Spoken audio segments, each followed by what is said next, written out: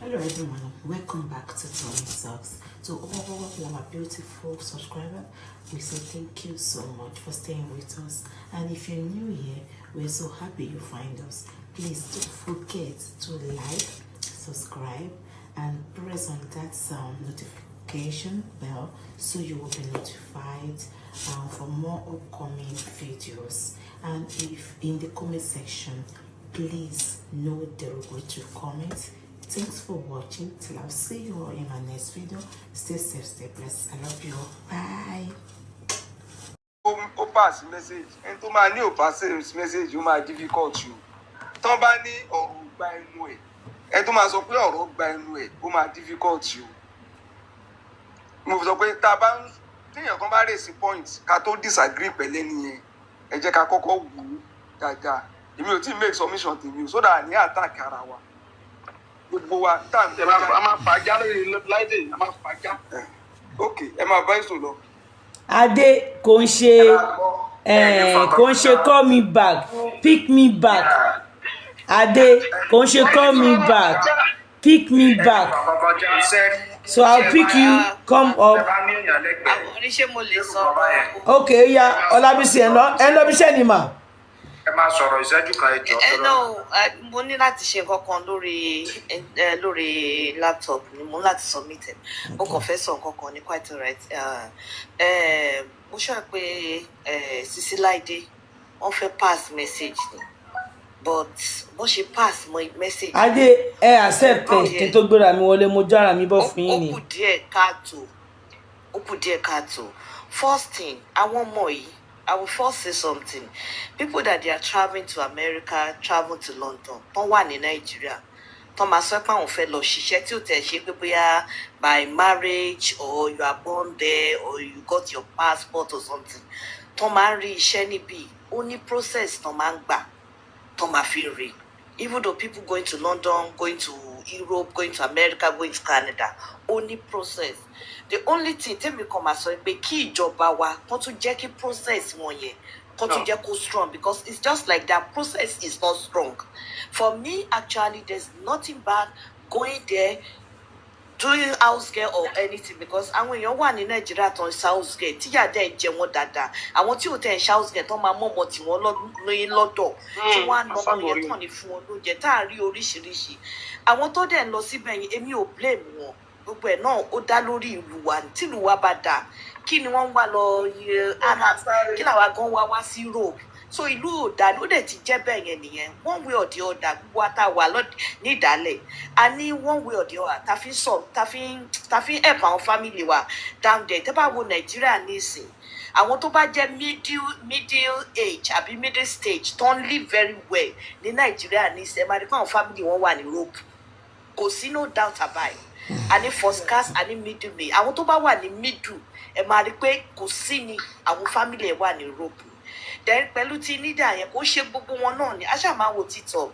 a máa ráwọn ẹlòmíì tó yẹ pé àwọn parent wọn máa bá wọn Nàìjíríà yẹn wọn máa bá wọn ṣeré then ó tún pẹ̀lú ìwà wa because a lè máa sọ pé Nàìjíríà àwa gan nǹkan táwa gan ṣe bẹ́ẹ̀ yẹn I'm not living there but we used to see it and we used to read it jalè ẹ máa ṣẹ̀dú àwọn ọmọ ọmọ ṣó ti yẹ yín bẹ́ẹ̀ yẹn so to just call the story short so that àní máa argue bẹ́ẹ̀ yẹn bóyá orú iṣẹ́ yẹn kó jẹ́ kó máa gbà wọ́n direct kó má sí bóyá Shagala àbí kí wọ́n máa ń pè wọ́n yẹn if you need somebody let them have an organization in Nigeria that work with that embassy so when they are going out the Nigerian know that this person is going out is going to this house is going to stay there for 1 year after 1 year they will contact him. Mi ò mọ̀ bóyá nǹkan tí mo sọ wrong o that's just my own opinion to just do follow up so going there to work as Shagala bí ṣe ọwọ́ I don't think anything wrong about that there's nothing wrong about that that's just my opinion. Yes, exactly mi ò sọ pé wọn kì í fìyà jẹ wọn o but tó bá ní proper arrangement tí ó jẹ́ pé at least tó bá jẹ́ mú.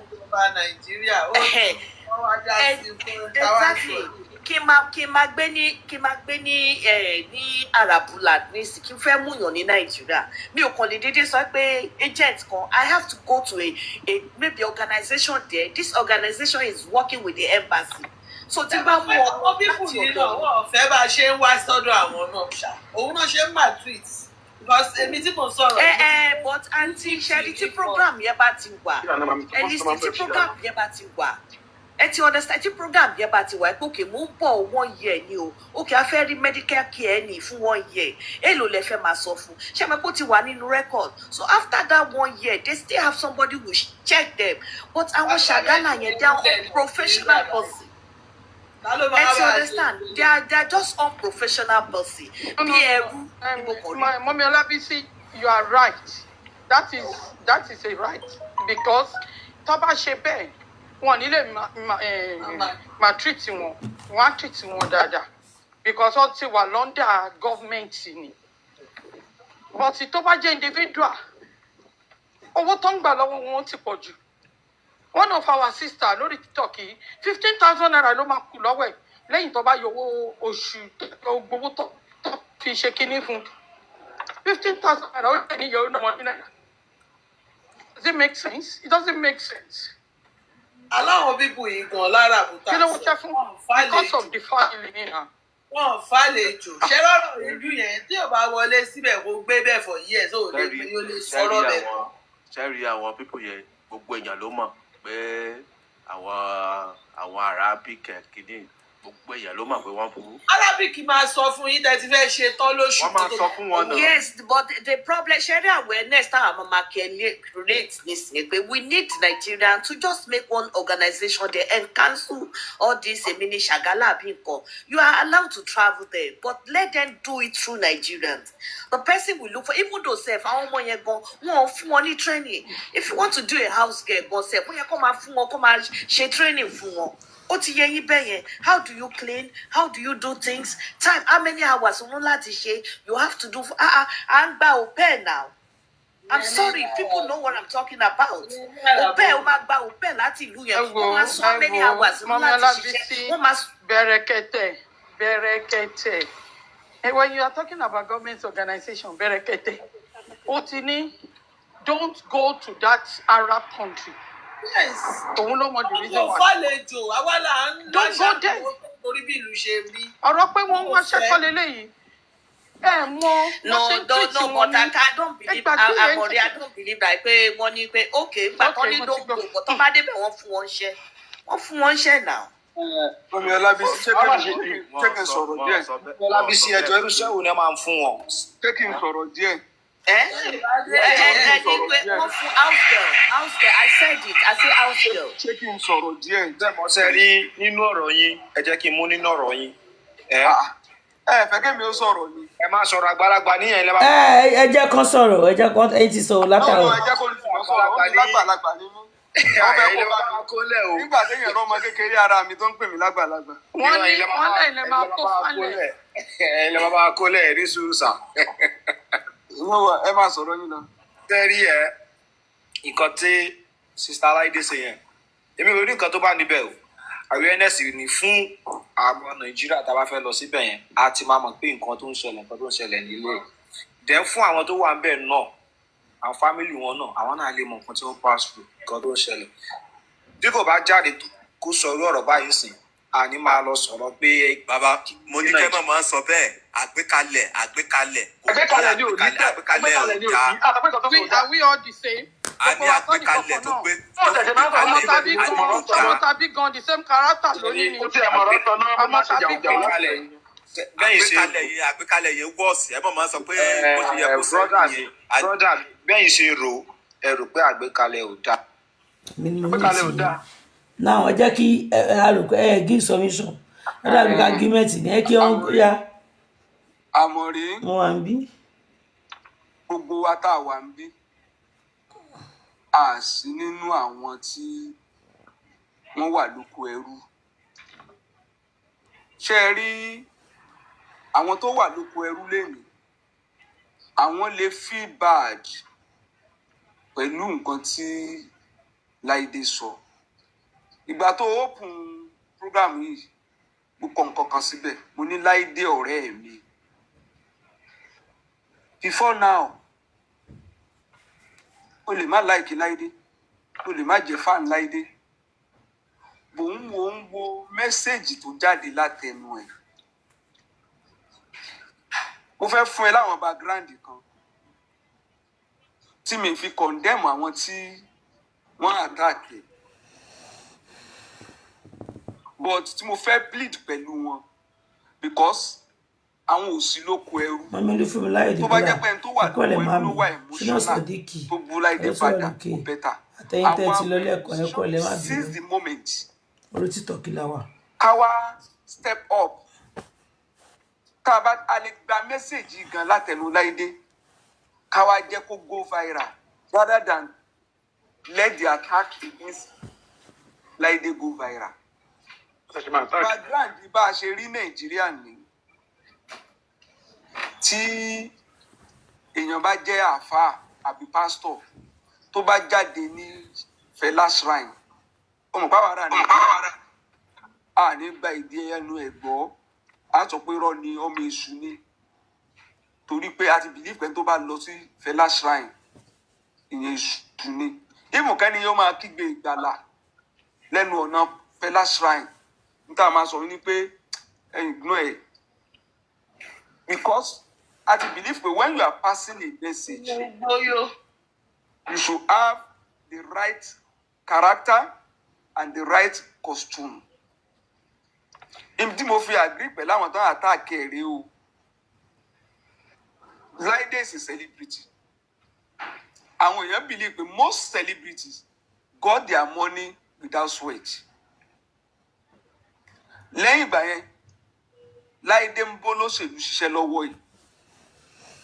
Ó ń ṣiṣẹ́ pẹ̀lú gọ́vnọ̀ Ọ̀ṣun state. Ẹni tó bá wá látàwọn ibì kan tó yẹ láwọn background ibì kan. Bá pa tápù. Tó ń pè lọ́ṣun state. Tẹ́ ẹ bá sọ̀rọ̀ pé ọ̀rọ̀ tí Láìdé sọ yìí ó nítumọ̀, wọ́n lè lẹ̀yàn lókùúta. I can give you instances. Àwọn ìlú kan wà tán bára wọn jà lọ́ṣun state yẹn tán sunlé ara wọn recently. Mò ń wò lórí TV. Ìjọba ní kò kàn wọ́n láti túnlé ẹlòmíì kọ́. Èèyàn kan sunkún tí mò ń wẹ nìyẹn. Ó ní I spent almost 50 million lórí properties. Ó ní tí wọ́n bá kó 50 million yẹn fóun lénìí, ó lóun ò ní túnlé yẹn kọ́. Ó lóun ó yà wá bí wọ́n ṣe ya kúrò Nàìjíríà tóun ó wọ bòmíì lọ ni. Ìgbà tó ń sọ̀rọ̀ yẹn kò ní mọ̀ pé oko ẹrú ló máa end up sí o. Àtọ̀fin tó rí lé kó ń jìyà ńlé, òun gbìyànjú òun kọ́lé. Ó fi POP, ó ní gbogbo ilé yẹn POP ní tó ń kọ́ ń bẹ̀ yẹn lọ́sùn. Wọ́n dẹ̀ sún lé yẹn kanlẹ̀. Ìjọba dẹ̀ ní kò kàn wọ́n. A dẹ̀ tí gbọ́ wípé àwọn tí wọ́n dá àwọn ìlú yẹn rú tán sun gbogbo bẹ̀ yẹn ìjọba ti help wọn. A lot of people are struggling to set up in Nigeria. Ipa wo ni gọ́ọ̀mẹ̀ntì ń kó láti encourage àwọn tó ń ṣiṣẹ́ nílùú? Ipa wo ni gọ́ọ̀mẹ̀ntì ń kó láti fún àwọn èèyàn níṣẹ́ tó lè ka ẹnu?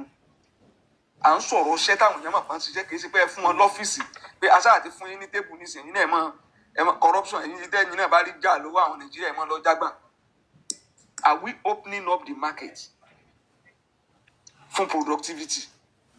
Táwọn èèyàn bá wá ríra wọn lọ́ndà condition yẹn, àwọn believe pé táwọn bá ṣáà ti kúrò anywhere táwọn bá ti ń lọ ṣe báwọn ò forí pamọ́ ń bẹ̀ ni àwọn ò mọ̀ ṣiṣẹ́. Wọ́n mọ̀ wípé àwọn nǹkan kan náà fi entice èèyàn sìn to modern slavery. Tó jẹ́ pé yóò kúrò Nàìjíríà, condition tó bá kúrò Nàìjíríà yóò worst ju ibi tó land lọ. I can give you instance of ìlú táwọn èèyàn sọ pé even in Europe, I met somebody in Sweden. Mo ṣàrí pé yóò gbé báàgì dání báyìí. Ó wá mú kinní irin kan ó jù sínú báàgì tó máa ń gbé sẹ́yìn. Ṣá máa ń rìn. You'll be picking things on the road. Mo wá pè yàn jọ́ kan pé this guy is a Nigerian. Ó ní bẹ́ẹ̀ ni. Kí ló máa ń pick? Ó ní bí alumí táwọn èèyàn máa ń pick plastic yẹn ló pick on the road. Road tó clean bí anything. Mo ní Sweden. Mo ní èlò ló wá máa ń pa in a day. Àwa ṣe calculation yẹn tó máa ń pa lówó Nàìjíríà. Ẹlẹgbẹ́ pé èèyàn ń pa 5,000 naira. Ó dẹ̀ níye tó gbọdọ̀ weigh pẹ̀lú tó máa pick on the road. Road that is very clean. People hardly throw things. Iṣẹ́ tó ń ṣe yẹn. Wọ́n ní kí ló dé tí wọ́n ìyẹn ti yàwèrè. Wambi. kí ló dé tí ò lè padà lọlé ó ní ibo lòun ti tún fẹ́ bẹ̀rẹ̀ tó ń bá lọlé so he prefer to die lójú slavery tó wà yẹn ó ti believe pé níjọ́ tó ń kúrò lé òun ti rò pé tó ń bá délùú òyìnbó tó bá máa padà wálé òun gbọ́dọ̀ ti déyàn ó wá rẹ́dí àti kú ẹ jẹ́ àkúrò lórí yẹn báwo làwọn èèyàn ṣe ń lọ ṣèjọba ń dá sí process táwọn èèyàn fi ń lọ tá a bá tiẹ̀ wò wípé nǹkan tó fún bí people now say greener pasture tí wọ́n dẹ̀ believe pé greener ilẹ̀ máa green níbi tán ń lọ lọ́run àwọn tán ń pè ní gent ló ń kó àwọn èèyàn lọ tán ń pè ní gent tíjọba ń ṣe bíi pé wọ́n tiẹ̀ mọ̀ páwọn èèyàn ń kúrò ń lù ú agent mélòó nínú gbogbo àwọn agent tó ń kó àwọn èèyàn lọ tó ń sọ pé wọ́n ń sign ní wọn into slavery agent mélòó lẹ ti rí káwọn èèyàn ti face Bẹ̀rẹ̀kẹ̀tẹ̀ has done a lot but tí government support Bẹ̀rẹ̀kẹ̀tẹ̀ òun ti mọ̀ wípé oko ẹrú làwọn èèyàn ń lọ o tá a bá tún láà fẹ́ jà fún wọn o ìjọba tó wà nílẹ̀ fún kọ̀ọ̀kan wọn o ní táwọn ń sọ ní pé ṣàárán yín sẹ́ni a rescue ọmọ kan láti Iraq tí n bá sọ story ọmọ yẹn gbogbo àti n bá rán story ọmọ yẹn omi máa ń bọ́ lójú mi ni ọmọ kékeré ni kò ń ṣe pé yàn yín dá ìtìjọba Nàìjíríà tí ọmọ yẹn fi wọlé ó tún wọlé atúnikọ́ wá profile ẹ̀ ìjọba ò dá sí o orí ló yọ ọmọ yẹn kó máa kúrò níjọ́ tó náà ń lọ ṣe bí wọ́n níṣẹ́ ti wà ń bì kan ni tí n bá gbọ́ ọmọ kékeré tẹ́ bá gbọ́ sórí ẹ̀ èèyàn á mọ̀ wípé àwọn èèyàn rò pé àwọn ń lọ ṣiṣẹ́ lọ́hùn ni ṣùgbọ́n ṣẹ́kọ́ làwọn èèyàn ń ṣe oko ẹrú làwọn èèyàn wá ń lọ àwọn èèyàn á sọ pé ìwọ náà má dá wọn lóhùn ignore them leave them just face your business tán destroy ẹ rí i pé ilé ti gbóná mọ́ wa nìyẹn o ikú nílé slavery ní sáwọn èèyàn wà ní sáfúnkú but tá a bá wá rẹ tó ń create awareness kí ló dé tá a lè seize moment yẹn he may not be putting on the right costumes he may not be because ṣe rí àgbékalẹ̀ tá à ń sọ yẹn kì í ṣe àgbékalẹ̀ ní problem àwọn kan tá a láìkì ti sọ the same thing tó sọ tí a sọ pé àgbékalẹ̀ yẹn wrong ní tó ń ṣẹlẹ̀ ní pé a ti wò pé ìwọ ń ṣiṣẹ́ ni ẹ̀yin tó yẹ pé àwọn ọmọ oní tíátà ní kí ni ìwọ gan ṣe ìfún ẹwù èèyàn kan tó kọ́ jáde tó àtàkì ẹ̀ tó nǹkan help matter ṣe báwọn tán ní pé ọmọ tó dìde ọmọ kápẹ́ńtà tó kú tó dìde tí ọmọ tó lọ help ṣe báwọn tán ní pé àkútú ó ti kú náà nìyẹn ká máa bá lọ ṣe báwọn náà àtàkì pẹ̀lú kí làwọn fi yàtọ̀ tọ́rọ̀ fi dùn lẹ́nu tí mo ẹ kò dùn lẹ́nu ẹ̀ torí pé ìwọ tó ń bá ìjọba ṣe ọ̀rọ̀ wo ni o ti sọ fún ìjọba gan táwa bá wá sí mẹ́sẹ̀jì yẹn káwá dá padà sórí ìjọba ọ̀tọ̀ ọ̀rọ̀ ló sọ lóòótọ́ kí ló má àwọn èèyàn wa kú sógbó ẹrù tó fi ń lọ sọ́hùn kí nípa tíjọba ń kó pẹ̀lú àwọn ẹjẹ́ǹtì tó ń kó àwọn èèyàn lọ kí ló dé tó mọ̀ nìyẹn. àwọn mélòó ló ti help. ogo help anybody. sáà pé gbogbo tẹ́wọ̀n èèyàn fi wò ni pé. tẹ́wọ̀n pé ẹni tó bá fún èèyàn ní advice tó bá fẹ́ fún èèyàn ní advice wàá ti yẹ kó àwọn a lot of èèyàn. níta ẹ fi sọ pé ẹ̀rọ ògùn lẹ́nu ẹ̀ nìyẹn. ẹ má ní kó help anybody sẹ́yìn bá gbé ni. kò help èèyàn gbọ́dọ̀ láti kò help anybody. ẹ má sọ bẹ́ẹ̀ yẹn. àní kò help kò help anybody. ó lè help àwọn family ẹ̀ ọ̀gbọ̀n kò help èèyàn. sẹ́yìn wà social media person. ọ̀sẹ̀ máa ń kọ́ sórí ni. social media person ni wọ́n ṣe pàpamọ́ right. ẹ gbàgbé social media person. ẹ gbàgbé social media person. ẹ tí olùfimọṣẹ́ ti dẹni tó ẹ̀pù ni. láti sọ lẹ́nu yàrá ìbá máa sọ ta láìdó mọ̀rọ̀ sọ. ó ṣe sọ tó create awareness yẹn. mo rò pé brother tó ń sọ̀rọ̀ mo rò pé fáǹsì Láìdé Bákàrè ni. ọ̀rọ̀ fáǹsì kọ́ leléyìí tẹ́ bá lẹ́ni tí you are making mockery of those people. That's not an advice. You are making mockery of them. tẹ́ bá ní family tó súnmọ́ yín talking them down. ẹ máa mọ nǹkan tó ń sọ tẹ́ bá ní fa.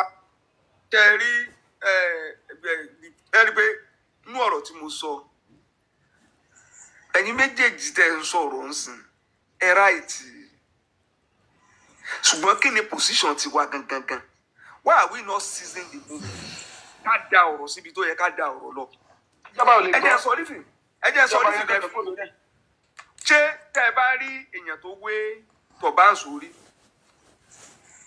tí kéwu ń hó lórí ẹ̀ tó wá gbégbó sẹ́nu tí wọ́n ń sọ pé ẹ jẹ́ àsìn Ọlọ́run ṣé n tá a máa sọ ní pé ẹ jẹ́ àsìn Ọlọ́run tó sọ yẹn ẹ tú ìwé torí pé a rí igbó lọ́wọ́ ẹ̀ message yẹn why are we not looking at the message?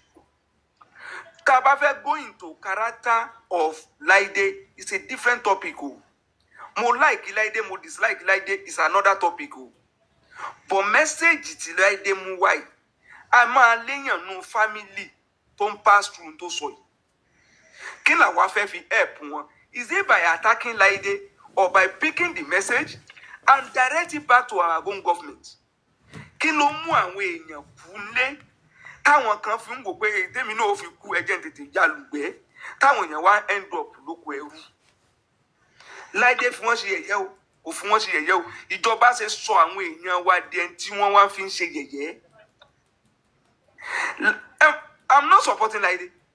You that you dance with governor every time and it happened that your people are going on slavery but you never have time. Níjọ́ tí wọ́n ti ń jó pẹ̀lú governor tí wọ́n fìdí ìlú dì ṣé nǹkan kankan náà nọ́mbẹ̀ ni.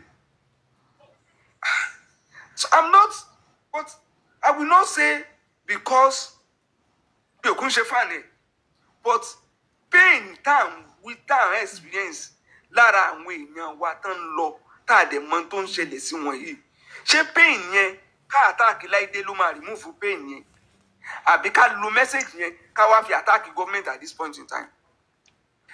Agent mélòó náà ti mú balẹ̀.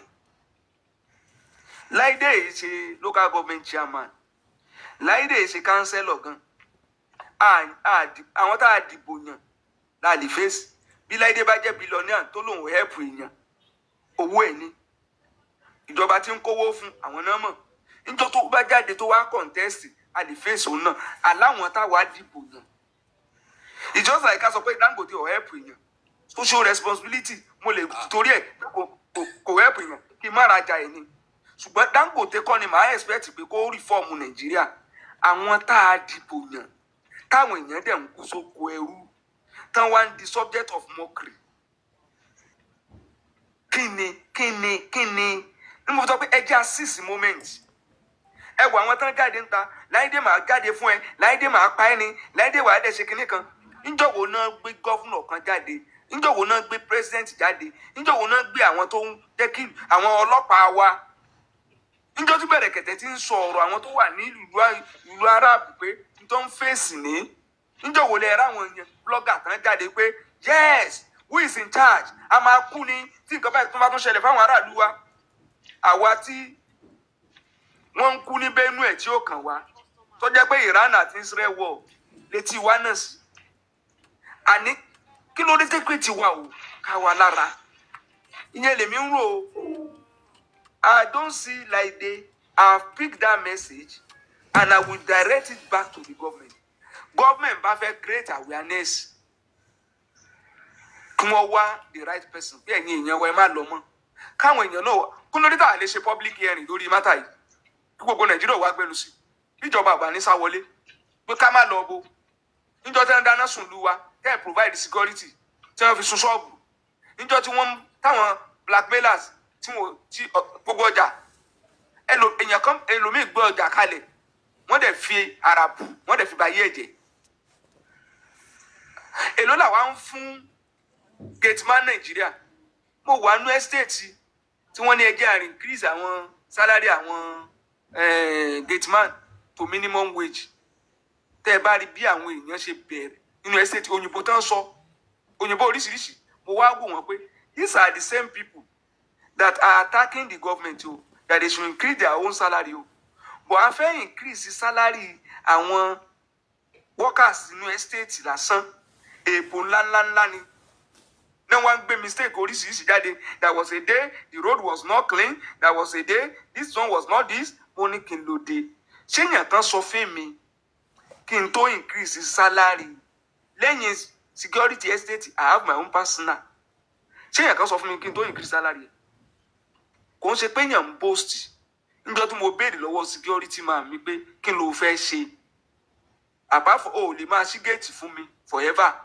only I want to go to school he's a graduate today àwọn kan ní your house is not safe how can you allow him money Ọlọ́run ló ń ṣọ́lé kò ní di security forever he's a graduate ẹ̀rù ń bà kínní kan ó wá mú ìyàwó ẹ̀ ó lóun máa rí ó fi ìyàwó sí ìlú wọn nítorí kíni go and bring your wife security ni o owó tí ìyàwó ẹ̀ ń pa pẹ̀lú ipò ń dirun nu estate lẹ́nìí ó ju sálárì tọkọ ń gbà lọ.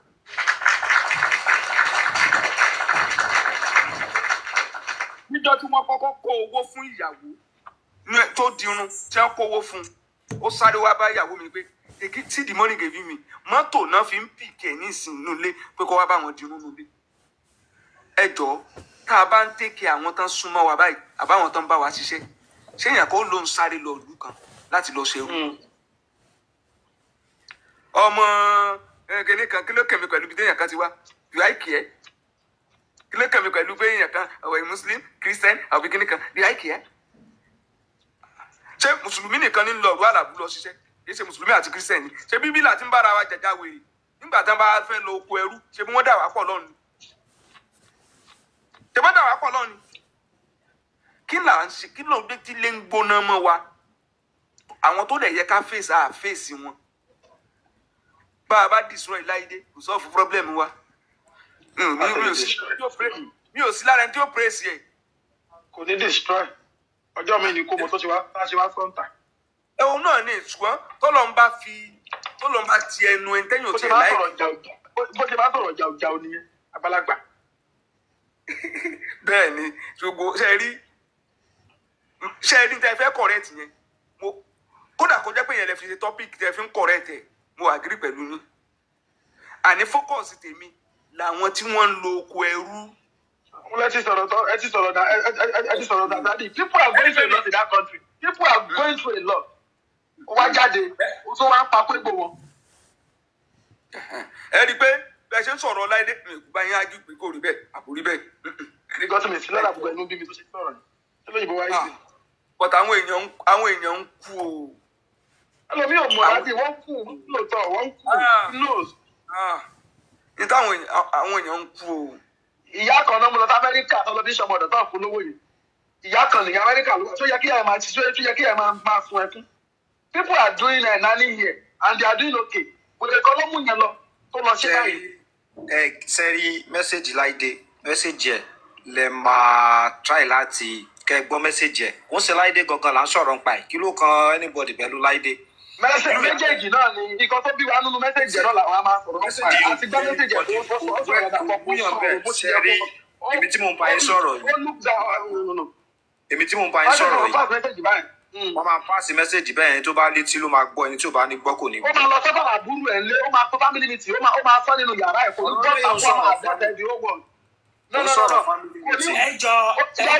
ẹ jẹ́ kí mi sáré contribute ọ̀rọ̀ yẹn ẹjọ́ torí Ọlọ́run.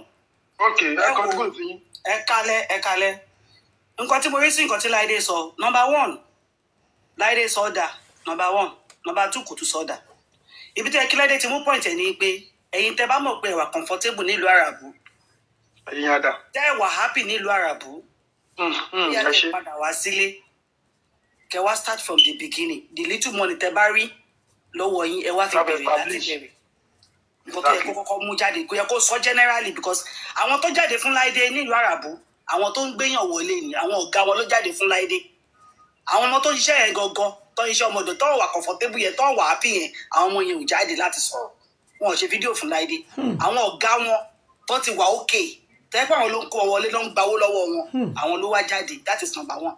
Number 2 èèyàn lọ Arab country èèyàn wá sí US èèyàn wá sí UK èèyàn wá sí everywhere gbogbo wa pátápátá la wá ṣe safely my brothers and sisters. agbára lọ. gbogbo wa pátápátá lọmọ ọ̀dọ̀ ẹni tó ní BT tó ní masters tó ní PhD degree tó bá ti wọ UK ọmọ ọ̀dọ̀ ló wá ṣe.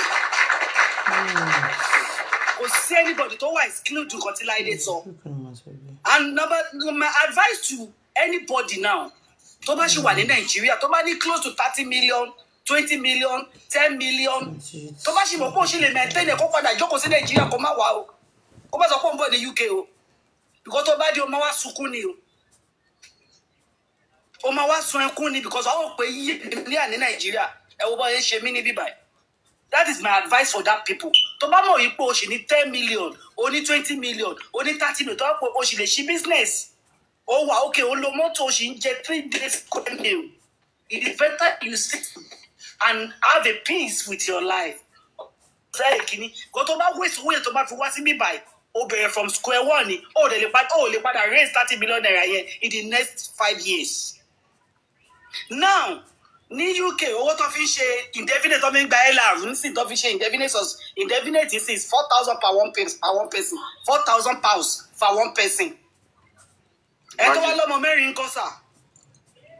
Wọ́n dẹ̀ sponsorship tó ṣe fún sponsorship ń sìn ni, ó ra sponsorship wá ni o. Tí sponsorship bá tán, wà tó wá renew again kó tó pé 5 years. After 5 years, nígbà tí 4,000, nígbà tí owó indefinite sì jẹ́ 4,000 per one person. Kí 5 years yẹn tó pé ṣàṣekò ní pé 7,000 per one person.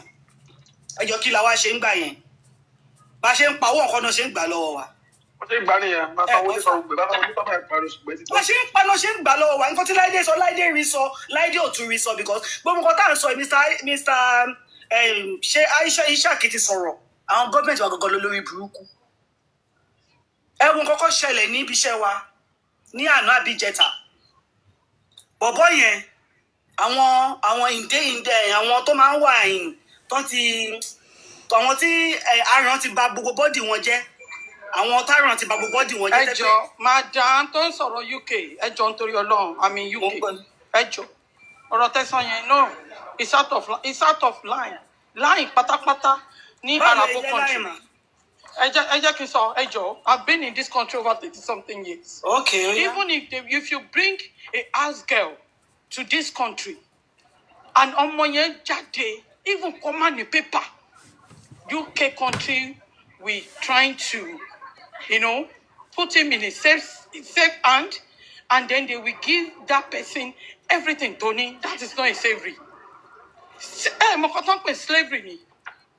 Wọ́n máa ní kó dọ̀bálẹ̀, wọ́n máa kẹ́sẹ̀ lé wọn lórí. Wọ́n á tọ̀ sí wọn. Ẹjọ́ mà. No. I will not agree on that UK lady. Ẹ̀yin náà dẹ̀ sọ ti yín ẹni sùn. Mo kọ́ tẹ̀ sọ jáde lẹ́nu ni. Ibi tó kọ sí yín kọ́ ló kọ sẹ́lòmí. Ọ̀rọ̀ ibi Ibi tó tó kọ sí yín kọ́ ló kọ sẹ́lòmí. Ẹni sùn. No. Please don't say that. If you pay money, opinion kan lélẹ̀. Bring the UK down ni. That is not opinion. Bring the UK down. Ẹ jẹ́ kéèyàn sọ ti ẹni sùn. Gbogbo ọkọ̀ lè máa sọ̀rọ̀ síbì kan náà. Ibi tó bà lára oníkálukú everybody máa sọ. Ibi tó bà lára oníkálukú ló máa sọ. Ìgbà tẹ́yìn wọ UK ó yàtọ̀ ìgbà tẹ́lẹ̀ omi wọ UK mà. Time tẹ́yìn wọ UK ó yàtọ̀ ìgbà tẹ́lẹ̀ omi wọ UK. Understand kò tẹ́yìn sọ ṣá. Ẹni wọ́n fi 4,000, 7,000 ṣe indefinite. Is it not forever? Is it not forever? That is ṣe ti kúrò lórí line kan tó ń sọ. Ẹ̀yin ti gba indefinite yín ti kọjá náà. Ẹ ti gba títí yín ẹ ti níwèé ẹ ti ní pépà ọmọ yín ti níwèé. Lọ́ọ̀ ṣẹlẹ̀ everyday. Wọ́n treat wọn like a slave. Madam, that is not slave. It's not. I'm not talking about slave. What are you talking about? I'm not talking about slave. Everybody níbi iṣẹ́ ló mọ nǹkan tó ń pass through. Ẹ jẹ́ kí èèyàn lànà ẹni tó sọ̀rọ̀ ẹ jẹ́ kó sọ títí ẹ̀. Ẹ jẹ́ kó kẹ́ni ẹ̀ sọ̀kan tó fèsì lọ́wọ́. Madam BJ. Ma, sir. Ẹ jẹ́ n sọ nǹkan kan. You may be ẹ lè máa sọ nǹkan kan náà kẹ́ ẹ má get nǹkan tí wọ́n bring out. Láì ibi tá a fi ń sọ̀rọ̀ ṣe rí analysis yín ó wà academic. Èèyàn lè máa wò wípé if you look at iṣẹ́ tí mo ṣe yìí at the end of the day kí ló kùnlẹ̀ bóyá ní tẹ́yìn fi lo the word slavery nìyẹn. Láì ibi tá a fi ń sọ̀rọ̀ ní àràbù kò ń ṣe ọ̀rọ̀ owó là ń sọ.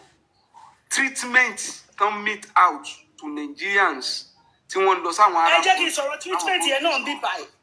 Ẹni sùúrù ẹ sọ̀rọ̀ treatment àràbù. Treatment àwọn òyìnbó gan ò dáa. Ẹ jẹ́ sọ̀rọ̀ mo sọ̀rọ̀ ẹ jẹ́ kí n sọ̀rọ̀. Treatment àwọn òyìnbó gan ò dáa. Àwọn òyìnbó gan burú.